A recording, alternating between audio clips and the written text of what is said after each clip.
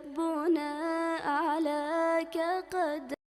السلام علیکم دوستو، زندگی کی کہانی کئی پنوں کو بدلتی ہے، کبھی خوشی تو کبھی غم، کبھی گہرا اندھیرا تو کبھی روشن اجالا، لیکن سب سے زیادہ نہ کٹنے والے دن وہ ہوتے ہیں جب زندگی کی کہانی الجھ کر رہ جاتی ہے۔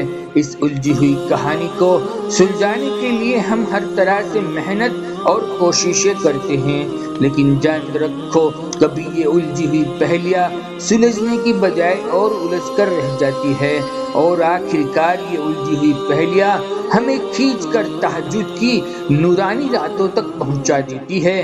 جان لو تہجد کا سب سے نرالا اور پہلا منظر اس وقت شروع ہوتا ہے جن کو پیارے آقا صلی اللہ علیہ وسلم نے حدیث میں فرمایا کہ ہمارا رب ہر رات کے آخری تہائی حصے میں آسمانی دنیا پر نزول فرماتا ہے اور کہتا ہے، کون ہے جو مجھ سے دعا کر رہا ہے تاکہ میں اس کی دعا کو قبول کروں؟ کون ہے جو مجھ سے مانگ رہا ہے تاکہ میں اسے عطا کروں؟ کون ہے جو میں مغفرت چاہتا ہے تاکہ میں اس کو معاف کر دوں؟ یہ طاقتور حدیث خود اللہ کی طرف سے ایک کھلا دعوت نامہ ہے جو بے شمار انعامات کا حامل ہے۔ ہم جانتے ہیں کہ کوئی بھی آپ کی محنت و کوشش یا خوابوں یا دل میں موجود بوجھ کو یا زندگی میں پیش آنے والی الجھنوں کو کوئی پوری طرح نہیں سمجھتا سوائے آپ کے رحمان رب کے، جو سمیع بھی ہے اور بصیر بھی ہے۔ ذرا سوچئے کہ تہجد کیا ہے؟ آپ کو رات کی خاموشی میں سیدھے اپنے رب خالق کائنات اللہ سے بات کرنے کی دعوت دی گئی ہے، جہاں آپ اپنے دل کی گہرائی سے اپنی تکالیفیں اس کی بارگاہ میں پیش کرنے کا موقع ملتا ہے۔ یہی تہجد کی خوبصورتی ہے۔ یہ ایسا ہے جیسے ایک مقدس لمحہ جہاں آپ اپنے رب سے جڑ سکتے ہو، اپنے دل کی باتیں کر سکتے ہو جب ساری دنیا سو رہی ہو۔ جان رکھو تہجد تمہارے رب کی محبت کی وہ نشانی ہے۔ جانتے ہو تہجد کا سب سے خوبصورت پہلو یہ ہے کہ یہ پوری طرح اختیاری ہے۔ یہ اللہ کی طرف سے ایک محبت دل کی گہرائی سے کی جانے والی عبادت ہے۔ جب آپ رات کی خاموشی میں اٹھ کر اللہ کی عبادت کرتے ہیں نا، تو یہ آپ کے اخلاص کی علامت ہوتی ہے۔ میرا رب قرآن میں فرماتا ہے، اور رات کے وقت عبادت کے لیے اٹھو تاکہ تمہارا رب تمہیں ایک معزز مقام عطا فرمائے۔ جان رکھو تہجد کا تیسرا خاص پہلو یہ ہے کہ آپ کے دل کو یہ سکون سے بھر دیتا ہے جتنا سکون اور دل کی ٹھنڈک اور اطمینان تہجد میں حاصل ہوتا ہے۔ سارے غم اور پریشانی، یہ چیلنج سب کچھ بھول جاتے ہیں، لیکن تہجد ایک حیران کر دینے والا سکون فراہم کرتا ہے۔ میرا رب قرآن میں فرما رہا ہے، بے شک اللہ کی یاد میں دلوں کو سکون ملتا ہے۔ جان رکھو جب سارے دروازے بند نظر آتے ہیں نا، جہاں ہم اپنی محنت اور کوششیں ہار جاتے ہیں نا، وہیں تہجد مغفرت اور رحمت کے سارے بند دروازوں کو کھولتا ہوا نظر آتا ہے۔ ہم جانتے ہیں کہ ہم سب سے غلطیاں ہوتی ہے، مگر تہجد کا وقت اللہ کی مغفرت کو پانے کا سنہری موقع فراہم کرتا ہے۔